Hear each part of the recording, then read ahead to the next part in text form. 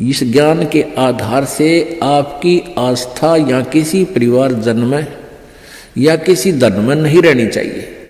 जब आप यहां से चलन के योग्य होगे और ये रह रहकर आपकी परीक्षाएं भी होंगी, आपके ऊपर कोई ऐसी आपत्ति ऐसा आएगा सच में, फिर आप देखेंगे कि मेरी वृत्ति बेटे में है कि बेटी में, पोते में है कि या पोती में, कोठी में या कार में। आप जी ने अपने उस जाल को स्वयं काटने की चेष्टा करनी है कि तो जुल्म हो गया, मेरा तो इसमें आस्था है। और यहां आस्था आशा रही तो वापस जन्म होगा, जहां आशा ता बासा होई और मन कर्म वचन सुमरियो सोई। आपकी यहां किसी भी चीज में आशा रहेगी, आस्था रहेगी, तो वापस आप जी को आना पड़ेगा। इसी यहीं पर मन माने यहां फिर बैल बनकर आ जा, और यहां आशा नहीं रही तो फिर हमने आशा कब ना रहेगी, ये ज्ञान आधार बनाओगे, भक्ति घनी करोगे, दान धर्म खूब करोगे, उस भक्ति की शक्ति से भी आपके कुछ बंधन ऑटोमेटिकली कट जाएंगे। इतना दबाव बनेगा उसका, आपके मन में वो आना नहीं देगा, और परमात्मा कोई ऐसी व्यवस्था आपकी बना देगा। और जो भक्ति नहीं करते तो फिर हमने यहाँ से तो जाना ही जाना है, भक्ति कर रहे हैं जो, उनके मन में ये आ जाना चाहिए कि फिर जन्म हो गया तो फिर यह दुर्गति स्वरूप। मनुष्य जन्म भी हो गया तो मनुष्य जीवन में क्या सुख पाया अपना। आज हम 60 साल के हो गए, हमें पता है क्या मिला इस जीवन में और क्या हमारा था और क्या पराया था। तो इस ज्ञान के आधार से निर्णय हो जाएगा कि अगर फिर जन्म हो गया, फिर वो प्रोसीजर, बेटा ना हुए तो दुखी हो गए तो महा दुखी, क्योंकि फिर उनके पालन में पोषण में कोई एकादेगी मृत्यु हो जाए काल, तो फिर रोजाना करे काम, तो रो रो कर टक्कर मारेंगे, वह दुर्गति न्यारी। तो इन सब बातों को ध्यान रख के तो सच्ची श्रद्धा बना ले कि तो मरना पड़ेगा, पर इसी जगह चला फिर मरना ना पड़े, यहां से तो जाना पड़ेगा। तो इसलिए ये तो अपना है ही नहीं, चाहे बेटा है चाहे बेटी है, उनमें मोह है या ना है। तो अपने परिवार में आप जी ने ऐसे रहना पड़ेगा जैसे एक गाड़ी, रेलगाड़ी का कंपार्टमेंट होता है और उसमें आप सफर कर रहे हो, जिसका जहां स्टेशन आ जाएगा ऑटोमेटिकली उतर जाएगा। किसी का 2 घंटे का है, किसी का 10 घंटे का सफर है, किसी का 24 घंटे का है वो। तो ऐसे ही आप जी इसको ऐसा समझ कर रहोगे जैसे रेस्टोरेंट होते हैं, होटल में जाकर डट गए, तो वहाँ सारी सुविधाएं होते हुए भी आपको पता है कि ये मेरी नहीं है, उनका प्रयोग भी करना है। उनमें मेज कुर्सी पलंग टीवी वहाँ पर है, उनका पंखा कूलर एसी फ्रिज, उनका प्रयोग भी करना है, लेकिन अंडरस्टूड होता है कि मेरी को ना, ये तो धनी की है। तो ऐसे ही ये सारा रेस्टोरेंट, ये होटल, ये काल का है, और हमने किराए पर अपनी पूंजी जमा करा का यहाँ, तो ये कुछ समय का रहने का यहाँ पर मिला हुआ है, और ये व्यवस्था बता दी, इस खेती में बना रखा, ये मजदूरी कर, ये ऐसे खा ले, ये या छोड़ रखा है। लेकिन ये अपनी नहीं, हम यहाँ होटल में कुछ दिनों के लिए सटे करे हुए। यदि ऐसी आस्था आपकी बन जाएगी तो फिर कोई पल्ला नहीं पकड़ेगा आपका, कोई बाधा नहीं बनेगी। अन्यथा जो भक्ति नहीं करते हैं उनकी कैसी वृत्ति होती है।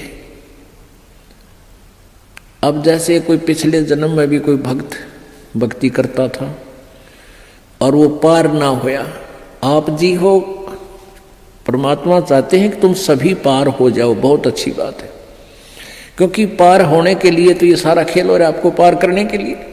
अब विद्यालय में बच्चे फेल भी होते हैं और पास भी अधिकतर ही होते हैं, और कुछ एक फेल भी हो जाते हैं, तो वो फेल हुए हुए गणे दुखी हुआ करें। तो ऐसे ही एक व्यक्ति किसी जन्म में कोई प्राणी, कोई आत्मा परमात्मा से विमुख हो गया, भक्ति ना करी, छोड़ गया, तो उनको फिर लेता है भगवान शरण में। एक किसान के घर जन्म हो गया उस पुण्यात्मा का,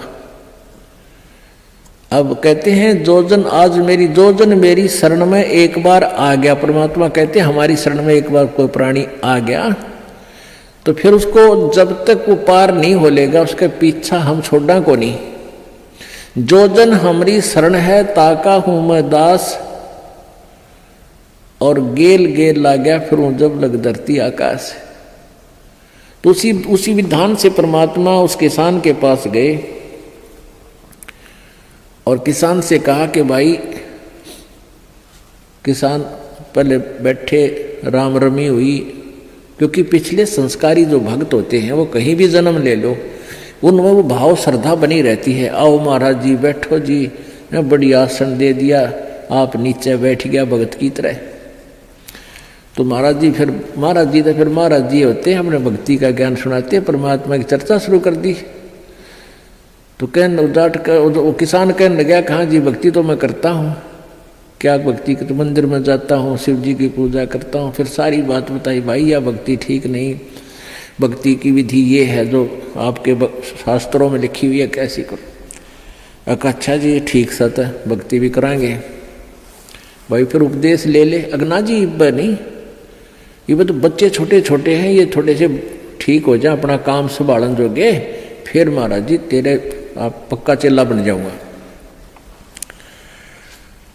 लाख समझाने पर भी नहीं माना, यही कहता रहा। परमात्मा चले गए। कुछ दिनों के बाद फिर गए, देखा क्या किसान के 2 लड़के थे, उन लड़कों के भी बच्चे हो रहे, उन खिलाने लग रहा खूब प्यार से, सीने से लटा रखे पोते।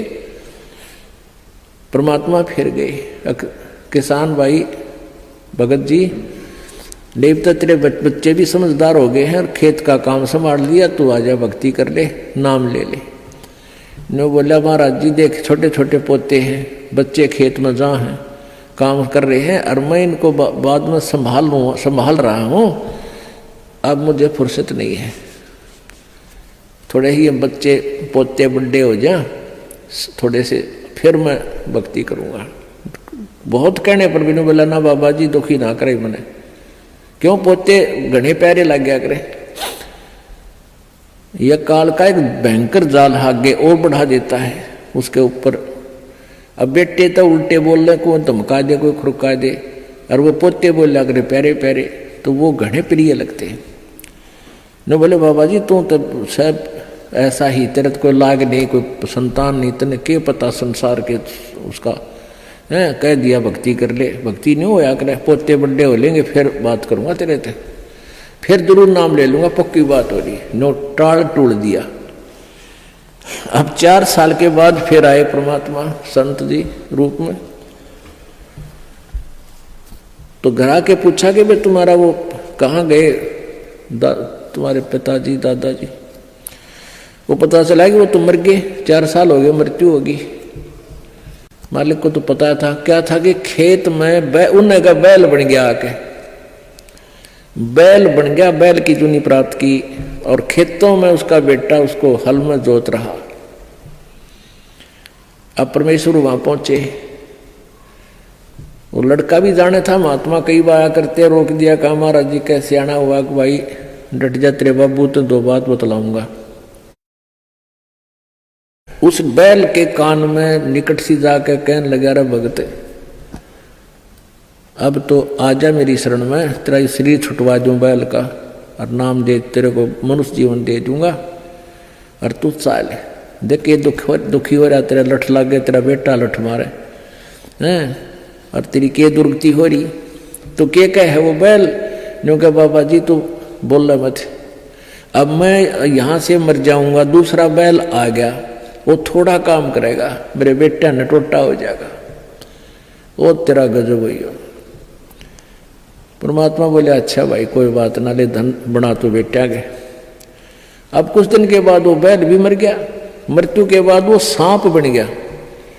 अब सांप को एक याद होता है, उसने कहीं धन गाड़ रखा, पहले जमीन में दबाया करते चोरों के डर से, धन जेवर दाब दिए, पैसे चांदी के हुआ करते सिक्के, वो लको दिए, छुपा दिए। तो सर्प बनकर वो वहीं घूम रहा है। अब वो पुत्र वधुओं ने देख लिया, शोर मचाया, सांप सांप, उन बेटिया ने मारा लठ उसका, वो मोरी में गए निकल गया, पर एक दो लाठी अच्छी लगी उसके कंडे में हो गया बीच तय। वो सहज सहज धीरे धीरे सरक कर बोझड़ों में झाड़ बोझड़ा में पड़ा। जब परमात्मा गए, कहाँ सुना भगत जी अब आओगा मेरी शरण में? न्यू बोला जी जान बचा दो मेरी और अपनी शरण में ले लो। मैंने देख लिया कोई नहीं किसी का। परमात्मा बोले सांकड़ी तोड़वा का आया तू मेरी शरण में आया था, पर ये हड्डी तोड़वा के पसड़ी तोड़वा के जब आई तरह समझ में कोई नहीं किसी का। और हम रोज रोन लाग रहे कोई किसी का, कोई ना अपनी भक्ति करो। कहते एक लेवा एक देवा दूतम, कोई किसी का पिता नहीं पुतम, ऋण संबंध जुड़ा एक ठाठा, अंश में सब 12 बाट। तो परमात्मा इतने दयालु हैं, फिर उसको शरण में लिया, दोबारा मानव जन्म दिया। आगे देखो वो सूतमा होगा कि ना, फिर वह बीमारी शुरू कर ले मन माने। तो ऐसे दयालु है परमात्मा, पुण्यात्माओं। ये मनुष्य जीवन बार बार नहीं मिलता और ये ज्ञान नहीं मिलता। आपके ना जाने कौन से जन्म के पुण्य, बिना गिनती के असंख्य पुण्य आपके साथ हैं। और विशेष कृपा परमेश्वर कबीर जी के आपके ऊपर है, जो आप यहाँ पहुँच रहे हैं और ये ज्ञान आप तक पहुँच रहा है उन पुण्यात्माओं के न्यारे कर्म इस दुनिया में। और परमात्मा कहते हैं समझा है तो सिर दर पाऊं, बहुर नहीं रे ऐसा दाव। बोल सतगुरुदेव।